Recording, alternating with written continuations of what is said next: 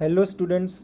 सो last lecture में हम लोगों ने different components which are used in circuit diagrams और उनके सिंबल्स देखे थे। Okay, so this lecture we will start with Ohm's law. So Ohm नाम का एक साइंटिस्ट था, उसने एक लॉ दिया है, वो लॉ हम लोग स्टडी करेंगे। Is there a relationship between the potential difference across a conductor and the current through out it? Let us explore with an activity. क्या पोटेंशियल डिफरेंस V, ठीक है, उसको हम V से डिनोट करते हैं, capital V volt, and current, जो current हम I से डिनोट करते हैं, उन दोनों के बीच में कोई रिलेशन है? अगर है तो क्या है, वो हम ओम्स लॉ में स्टडी करेंगे। सो इससे पहले एक एक्टिविटी देखते हैं। Activity 12.1, setup a circuit as shown in figure 12.2। ठीक है, ये 12.2 में हमें एक फिगर दिखाई गई है, उस तरह से हमें सारे सर्किट को कनेक्ट करना है, सारे कंपोनेंट्स को। वी मीन्स वोल्ट मीटर, ठीक है। ए मीन्स एमीटर, के मीन्स प्लग की, ऊपर वी जो है वो पोटेंशियल डिफरेंस है, ठीक है। ये ऊपर जो हमारा वी है ये सब पोटेंशियल डिफरेंस का है, ठीक है। और एक्स वाई और उसके आर है, वो आर एक रेजिस्टेंस है। रेजिस्टेंस के बारे में मैं आपको आगे बताऊंगा, ठीक है। सो करना क्या है इसमें, सबसे पहले हमको 12.2 में बताए गए तरीके से सबको कनेक्ट करना है। Consist of nichrome wire X Y of length से 0.5 meter and ammeter volt meter and 4 cells of 1.5 volt each.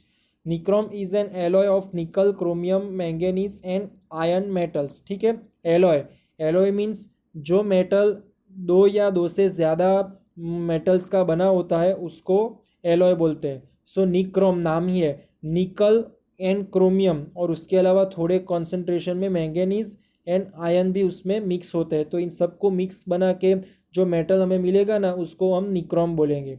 सो यहाँ पे जो एक्स वाई है वहाँ पे हमें निक्रोन का वायर लगाना है, जिसकी लेंथ जो कि 0.5 मीटर है। First use only one cell as the source in the circuit. Note the reading in the ammeter I for the current and reading of the volt meter V for the potential difference across the nichrome wire X Y in the circuit. Tabulate them in the table given. देखिए, हम लोगों ने lecture में study किया था कि जो current होता है वो करंट एमीटर से मेजर होता है, ठीक है। सो उसको मेजर करने के लिए यहाँ पे एमीटर ज्वाइन किया है, और जो वोल्टेज है वो वोल्टेज को मेजर करने के लिए वोल्ट मीटर है, वो यहाँ पे में लगाया है, ठीक है।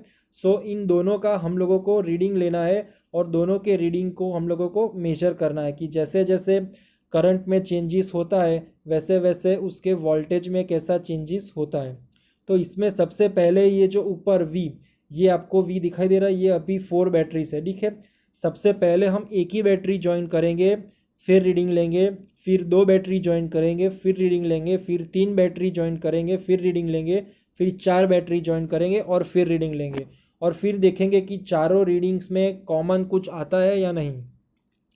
सो हमें सिर्फ एमीटर से करंट का और वोल्ट मीटर से वोल्टेज का, इन दोनों का हमें रीडिंग लेना है।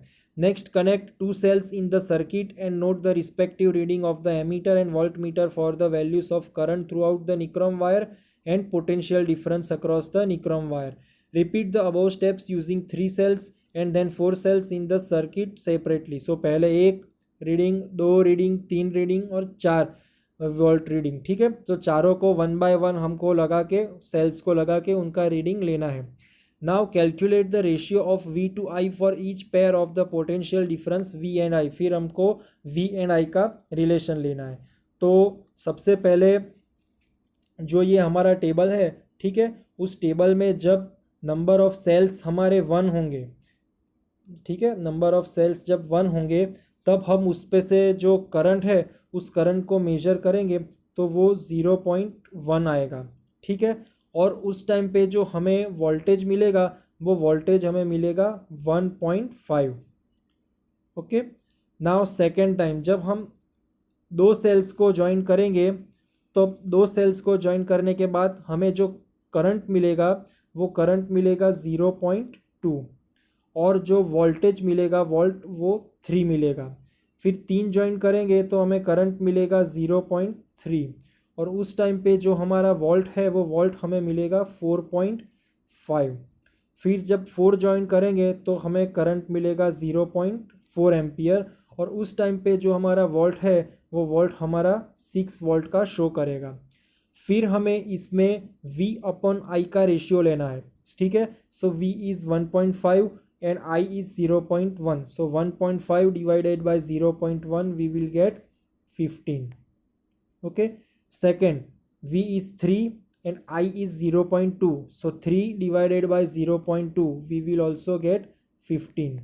Fourth, 4.5 divided by 0.6, same we will get 15.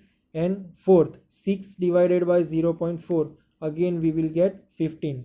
सो चारों केस में हमें V अपॉन I का जो रेशियो है वो हमें एकदम कांस्टेंट मिल रहा है, ठीक है। V अपॉन I का ये जो रेशियो है ये चारों केस में हमें 15 कांस्टेंट मिल रहा है। तो ये क्या शो करता है, जैसे जैसे हमारा करंट बढ़ता है वैसे वैसे करंट के साथ उसका वोल्ट भी बढ़ता है, जो पोटेंशियल डिफरेंस होता है वो भी इंक्रीज होता है। सो अल्टीमेटली जो V अपॉन I का रेशियो होता है वो रेशियो हर केस में सेम होता है, ठीक है। Now plot a graph between V and I and observe the nature of the graph. देखिए सबसे पहले जब 0.1 का करंट था, ठीक है, तब हमें 1.5 का जो एम्पियर का मिलेगा, और उसको हम लोग ऐसे ग्राफ में प्लॉट करेंगे तो हमको ऐसे स्ट्रेट लाइन मिलती है। स्ट्रेट लाइन किसके लिए, क्योंकि हर टाइम जो V अपॉन I का रेशियो होता है वो रेशियो सेम होता है, ठीक है। सो बढ़ेगा तो यहाँ पे दोनों बढ़ेंगे, यहाँ पे दोनों बढ़ेंगे, यहाँ पे दोनों बढ़ेंगे, ऐसे इन सबका जो रेशियो होगा वो रेशियो सेम होगा। In this activity, you will find that approximately the same value of V upon I is obtained in each case. Thus, the VI graph is a straight line that passes throughout the origin of the graph, as shown in figure 12.3. Thus, V upon I is a constant ratio. ठीक है, V upon I का हमें एक constant ratio यहाँ पे मिल रहा है। Now, in 1827, a German scientist George Simon Ohm, आपको इसका फुल नेम याद रखने की ज़रूरत नहीं है, आपको सिर्फ यहाँ पे ओम याद रखना है, ठीक है, कि ओम नाम का एक साइंटिस्ट था। सो जॉर्ज सिमोन ओम ने क्या किया, found out the relationship between the current I flowing in metallic wire and the potential difference across its terminals. The potential difference V across the ends of a given metallic wire in an electric circuit is directly proportional to the current flowing throughout it, provided its temperature remains the same. Temperature उसका same रहना चाहिए, temperature में कोई difference नहीं होना चाहिए। This law is called Ohm's law, ठीक है। ये लॉ आपका कहाँ से स्टार्ट होता है, यहाँ से। The potential difference V across the ends of a given metallic wire in an electric circuit is directly proportional to the current flowing throughout it, provided that its temperature should remain same. This is called Ohm's law. So ओम ने के law ने क्या बोला है कि जो potential difference V होता है, ठीक है, वो पूरे के पूरे हमारे डायग्राम में I के प्रपोर्शन में रहेगा। मतलब कि जैसे जैसे I इंक्रीज होता है वैसे वैसे V भी इंक्रीज होता है। फॉर एग्जांपल I जब 0.1 था तो V 1.5 था, देन I 0.2 हुआ तो V 3 हो गया, फिर I 0.3 हुआ सो V 4.5 हो गया, I 0.4 हुआ सो V 6 हो गया। ऐसे जैसे जैसे हम I को इंक्रीज करते हैं वैसे वैसे V भी इंक्रीज होता है, ठीक है। और इसका अनदर एग्जाम्पल आप ये भी लिख सकते हैं कि I is all directly proportional to V, ये भी ऑपोजिट भी सेम है, ठीक है। जैसे जैसे V इंक्रीज होता है वैसे वैसे I भी इंक्रीज होगा, दोनों रिलेटेड है एक दूसरे से। बट कंडीशन क्या है, टेम्परेचर कॉमन, मतलब टेम्परेचर आपका सेम रहना चाहिए, टेम्परेचर में कोई डिफरेंस नहीं होना चाहिए। Now V is directly proportional to R, ठीक है। सो हमें V इक्वल टू I लिखना हो तो यहाँ पे कोई कांस्टेंट आएगा, ठीक है। तो वो कांस्टेंट हम लोग क्या ले रहे हैं, R ले रहे हैं, ठीक है। सो आपका फॉर्मूला हो जाएगा V is equal to R I और IR, V is equal to IR, ये यहाँ पे लिखा है ना, ठीक है। R को हम लोग कांस्टेंट मेजर करते हैं।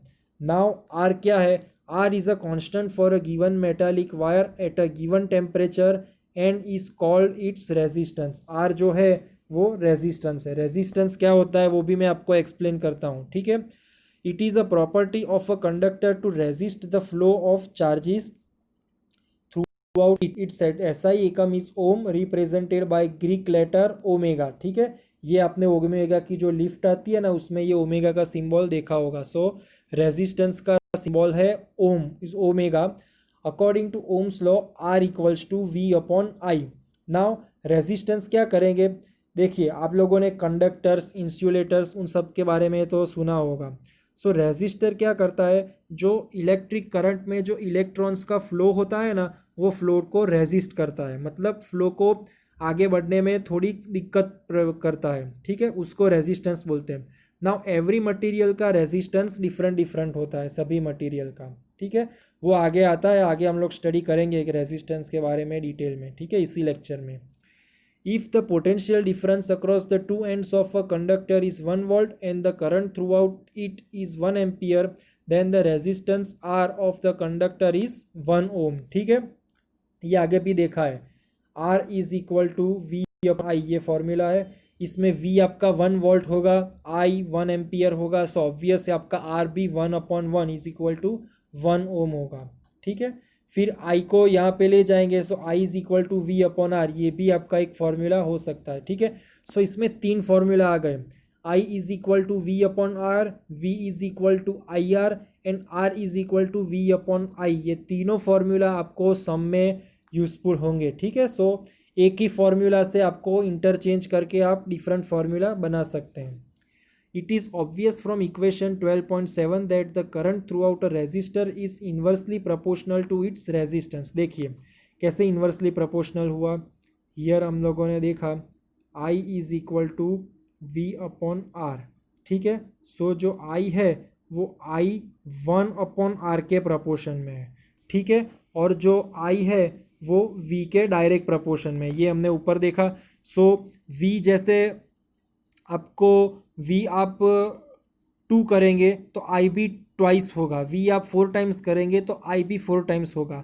वेरेज R के केस में क्या होता है, R को आप हाफ करेंगे ना सो I ट्वाइस होगा, R को आप 1/4 करेंगे ना सो I जो है वो उससे मल्टीप्लाई होगा, 4 टाइम्स होगा। ठीक है, सो ये पूरा उल्टा है, R को आप जितना कम करेंगे ना उतना ही आपका I बढ़ेगा, और V को जितना इंक्रीज करेंगे उतना आपका I इंक्रीज होगा, बिकॉज वो डायरेक्ट प्रपोर्शन में है और ये इनवर्स प्रपोर्शन में है। ठीक है, अगर R आपको R ट्वाइस करते हैं आप तो I जो है I आपका हाफ हो जाएगा। Okay, it is obvious that equation 12.7 that current through out a resistor is inversely proportional to its resistance if the resistance is double. ठीक है, R आप डबल करेंगे current will get halve, halve means half, current आपका half हो जाएगा। In many practical cases it is necessary to increase और decrease the current in an electric circuit. A component use to regulate current without changing the voltage source is called variable resistance. ठीक है, आप लोगों ने देखा कि R में हम जैसे चेंज करेंगे तो करंट में चेंज होगा। सो आपको पोटेंशियल डिफरेंस वैसे का वैसा रखना है, V में कोई चेंज नहीं करना है। सिर्फ I में अगर चेंज करना है तो आप डिफरेंट टाइप्स के अगर रेजिस्टेंस यूज़ करेंगे सो डिफरेंट रेजिस्टेंस के आपका करंट डिफरेंट मिलेगा। इन an electric circuit a device called rheostat. ठीक है, ये एक रियोस्टेट नाम का डिवाइस होता है, is use to change the resistance in the circuit. We will now study about electrical resistance of a conductor with the help of following activity। So rheostat क्या होता है, एक इंस्ट्रूमेंट होता है, उसकी मैं इमेज आपको लेक्चर में दिखा दूंगा। उसको हम लोग चेंज करेंगे ना तो उसके हिसाब से जो रेजिस्टेंस है ना वो रेजिस्टेंस चेंज होगा, और रेजिस्टेंस चेंज होगा ना तो हमारा करंट भी चेंज होता है। ठीक है, now another activity 12.2 take a nichrome wire, a torch bulb, a 10 volt bulb and an ammeter, a plug key and some connecting wires. देखिए इसमें क्या क्या लिया है, सबसे पहले एमीटर लिया है, ये बैटरी है पूरी। ठीक है, सेल्स को कनेक्ट करके बैटरी बनाई है, ये प्लग क्लिक की है, और यहाँ पे एक्स और वाई ये दोनों मतलब एंड है, यहाँ पे बीच में हम कोई भी मटेरियल पुट कर सकते हैं। सो हमें 3 केस है यहाँ पे। ठीक है, एक केस में निक्रोम वायर पुट करना है, दूसरे केस में 10 वोल्ट का बल्ब पुट करना है, और तीसरे केस में टॉर्च बल्ब पुट करना है। ये तीनों के तीनों हमें एक्स एंड वाई के बीच में यहाँ पे जो स्पेस है वहाँ पे पुट करने हैं। ये तीनों के तीनों क्या है, वन टाइप ऑफ रेजिस्टर्स है। तो ये पुट करेंगे ना तो हमें देखने को मिलेगा कि करंट में कैसा चेंज आ रहा है। ये जो आई करंट है ना, ये आई हमारा करंट तीनों के तीनों स्टेट में हमें डिफरेंट डिफरेंट मिलेगा। ठीक है। So complete the circuit by connecting the nichrome wire in the gap XY, plug the key, note the ammeter reading, take out the key from the plug। ठीक है, फिर प्लग की को हमें वापस से हटा देना है। फिर नोट लिखा है कि always take out the key from the plug after measuring the current through out द सर्किट। एक बार हमने निक्रम लगा के करंट मेजर किया ना, फिर हमें प्लग की को ले लेना है। ठीक है, वापस उसको फिर लगाना है, ऐसे ज्वाइन करना है। फिर replace the nichrome wire with the torch bulb in the circuit and find the current through out it by measuring the reading of the ammeter. ठीक है, सो सबसे पहले हम लोगों ने यहाँ पे निक्रम वायर लगाया। ठीक है, निक्रम वायर लगाने के बाद सेकंड केस में हमें यहाँ पे टॉर्च बल्ब लगाना है। ठीक है, एक्स और वाई जो केस है वहाँ पे टॉर्च बल्ब, और थर्ड केस है तो थर्ड केस में हमें यहाँ पे 10 वोल्ट का बल्ब लगाना है। ठीक है, तीनों एक टाइप के रेजिस्टर्स है और तीनों में हमें जो एमीटर का रीडिंग है करंट का, वो करंट का रीडिंग मेजर करना है। Now repeat the above step with the 10 volt bulb in the gap X Y. Are the ammeter readings different for different components connected in the gap X Y? Yes, they will be different in all three components. तीनों में different मिलेंगे, कितना मिलेंगे वो नहीं पता, लेकिन तीनों में आपको डिफरेंट डिफरेंट मिलेंगे। What do the above observations indicate? Above observation indicates that कि हम लोग जैसे रेजिस्टेंस चेंज करते हैं, मटेरियल चेंज करते हैं, सो सडनली हमें जो करंट मिलता है वो करंट भी चेंज हो जाता है। ये हम लोगों ने देखा, I is inversely proportional to R, 1/r। You may repeat this activity by keeping any material component in the gap, observe the emitter reading, in each case analyze the observation। तो आप कोई भी मटेरियल लेंगे ना, उस material में आपको different different types के करंट मिलेंगे, रीडिंग ऑलवेज चेंज होगा। In this activity we observe that the current is different for different components. Why do they differ? अभी क्यों डिफरेंट मिल रहा है? Certain components offer an easy path for the flow of electric current while the others resist the flow. ठीक है, जो component electrons को पास करने में हेल्प करेंगे, मतलब उसको कोई स्टॉप नहीं करेगा, उसको जाने देंगे, उनको कंडक्टर्स बोलते हैं। और जो करंट को स्टॉप करेगा उसको हम लोग इंसुलेटर्स बोलते हैं। ठीक है, we know that motion of electrons in an electric circuit constitutes an electric current.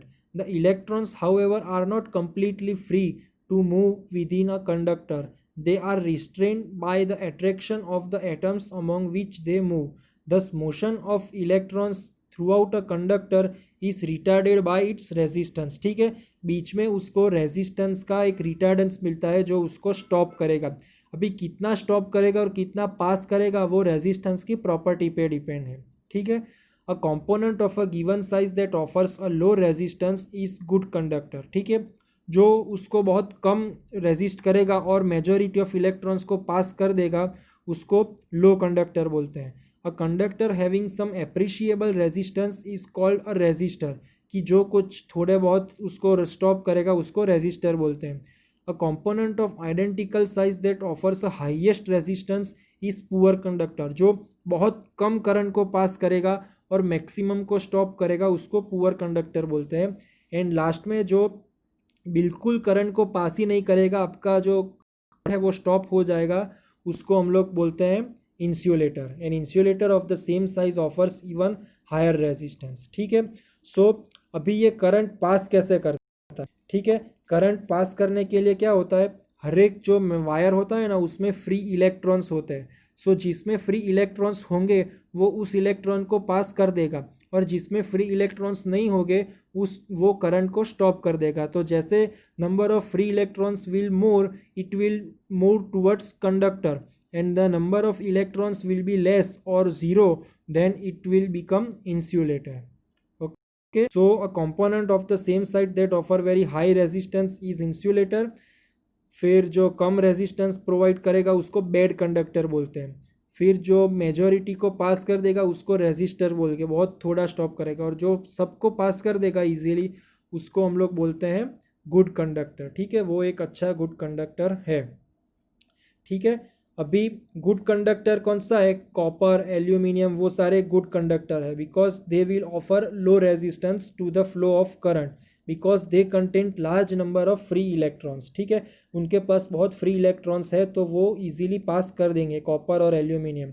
जबकि इंसुलेटर में there are no free electron, insulator में कोई फ्री इलेक्ट्रॉन्स नहीं होगा। सो एज ए रिजल्ट क्या होगा, practically no electric current flows throughout them even an application of voltage across them. अगर आप वी को भी अप्लाई करोगे ना, पोटेंशियल डिफरेंस को, तो भी उसमें से करंट पास करेंगे नहीं, क्योंकि कोई फ्री इलेक्ट्रॉन्स ही नहीं है तो इलेक्ट्रॉन को वो पास कैसे करेगा। ठीक है, thus the resistance of the insulator is very high. So ये चारों आपके good conductor, resistors, poor conductor and insulators, ये आपके चारों टाइप हो गए रेजिस्टेंस के। ठीक है, तो चलिए ओम्स लॉ में हम लोगों ने देखा कि करंट का I, potential difference V and resistance R, इन तीनों का क्या रिलेशन है। ठीक है, सो नेक्स्ट टाइम हम लोग स्टडी करेंगे factors on which the resistance of a conductor depends, कि ये जो हमारे मटेरियल है उसका रेजिस्टेंस किस पे डिपेंड करता है। ओके, सो इस लेक्चर में आप लोगों को कोई भी अगर समझ में ना आए तो मुझे हमारे ऑनलाइन लेक्चर के टाइम आप लोग अपना डाउट पूछ लेना। ठीक है, और इस वीडियो को आप अपने फ्रेंड्स के साथ भी शेयर करना ताकि वो लोग भी इसको समझ पाए। ठीक है, सो चलिए मिलते हैं नेक्स्ट लेक्चर में। बाय।